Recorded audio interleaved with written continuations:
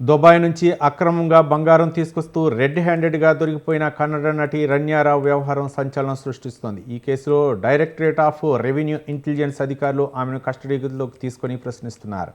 విచారణ సందర్భంగా ఆమె పలు విషయాలను వెల్లడించినట్లు తెలుస్తోంది.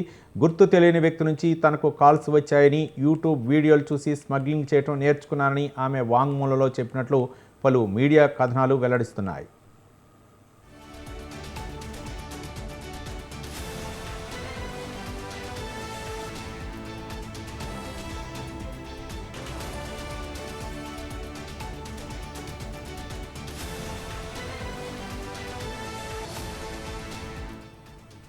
మార్చి 1న ఓ విదేశీ ఫోన్ నంబర్ నుంచి ఫోన్ వచ్చిందని, దుబాయ్ ఎయిర్పోర్ట్లోని టెర్మినల్ 3 వద్ద ఉన్న గేట్ ఏ వద్దకు వెళ్లాలని సూచించారని రన్యారావు చెప్పినట్టు తెలుస్తోంది. అక్కడ బంగారం తీసుకుని బెంగళూరులో డెలివరీ చేయాలని చెప్పారని, దుబాయ్ నుంచి ఇంతకు ముందెన్నడూ బంగారాన్ని అక్రమంగా తీసుకురాలేదని అన్నారు. స్మగ్లింగ్ చేయటం ఇదే మొదటిసారని రన్యారావు అధికారులకు చెప్పినట్లు తెలుస్తోంది.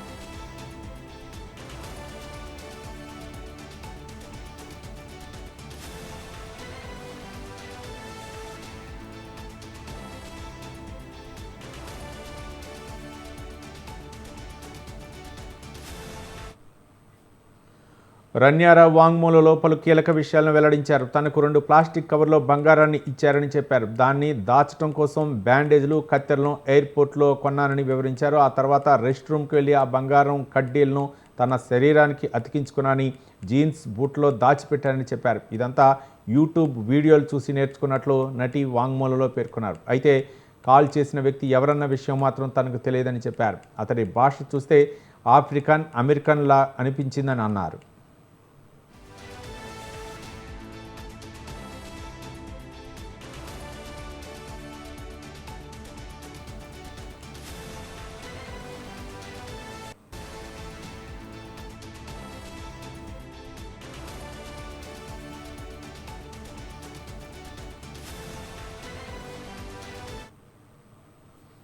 బంగారం ఎవరికి ఇవ్వాలో కూడా తనకు తెలియదని నటి చెప్పారు. ఎయిర్పోర్ట్ టోల్గేట్ నుంచి బయటకు వచ్చాక సర్వీస్ రోడ్లో వెళ్లమని తనకు సూచించారని, అక్కడ సిగ్నల్ దగ్గర ఆగి ఉన్న ఆటోలో పెట్టి వెళ్ళిపోవాలని చెప్పారని వెల్లడించారు.